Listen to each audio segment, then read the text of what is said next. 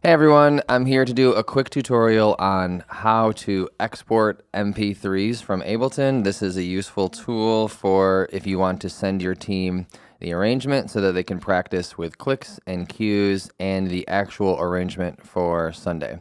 So in basics, you're going to go up to File, and you're going to do Export Audio Video. Now we're not quite ready, but this is the main interface that we're going to use.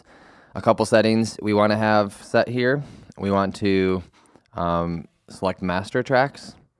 You can experiment with different options in here, all individual tracks, selected tracks, but the easiest way to do this is export master tracks. There's a couple encoding options down here. We're going to have wave off. We don't need to export a high quality audio file, and we're going to have MP3 on. So we're going to cancel this for now, but this is where we'll come back to when we want to export the MP3. So for starters, we're going to start at the top, work our way down. This bar here, which is an option for you to set loop points in your set, we're going to highlight whatever portion of the set we want to export. So if you just wanted to export one song, you would just highlight one song. If you wanted to, do half of the set, you could highlight that. So just for today's tutorial, I'm just going to export the entire thing, all 5 songs with spiritual direction and host moment, everything. Now, if you remember, we're exporting master tracks, so only things that are labeled master are going to export. So for starters, we're going to come up to our cues. We're going to take cues out of the cues channel, and we're going to send that, instead of extension out, we're going to send it to master. If you don't want that to be centered, you could pan it left and right, so for sure, I'll pan it left. It's a good idea to save before you export. That way, all these changes you make, you can just quit, and you don't have to worry about undoing everything. So the cues are going to export. Next, I'm going to export the original tracks, so I'm going to turn those on. These should already be set to master. Our original click, we want to be on. That should already be set to master. And if all you care about is cues, clicks, and tracks, or the original tracks, you're done. But now let's say you want to also export the tracks with it. Because right now, all of these are set to extension out.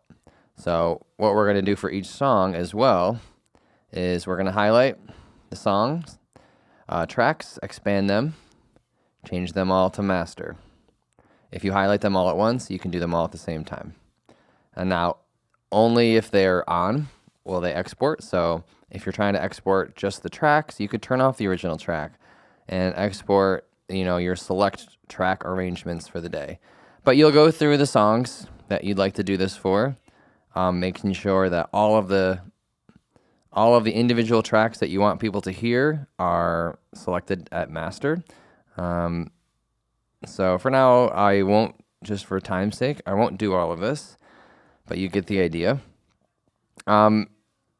It's a good idea to listen to what you have selected, because that's what your team's going to hear when you export. Because what you might find is the clicks are too quiet, or original track is too loud. Maybe you want that just to be in there enough that they can hear the vocals, or maybe the click's too loud or quiet. I would also pan the click to the right. That's just what I would do, but obviously you can do whatever you want.